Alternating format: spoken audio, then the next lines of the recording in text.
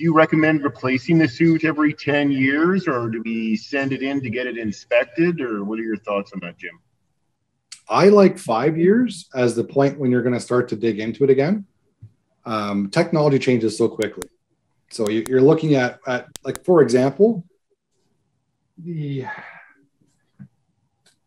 escape strap wasn't around 2 years ago. Now it is.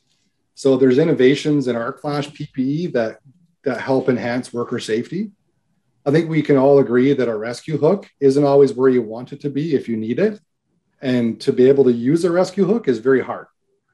If a worker is unconscious on the floor, you might do more harm than good trying to jam a hook under them to drag them to or out of harm's way into safety. So every 5 years is when I would look into it. And you might extend it beyond that if there's no compelling reasons as to why you would ever replace the Arc Flash suits. Another example too is the lens technology. I mean, you go back, Oberon's had this around for about 11 years. It hasn't been in use in a lot of customer sites for 11 years. And I still find a lot of Arc Flash face shields and Arc Flash suit hoods that have dark green lenses.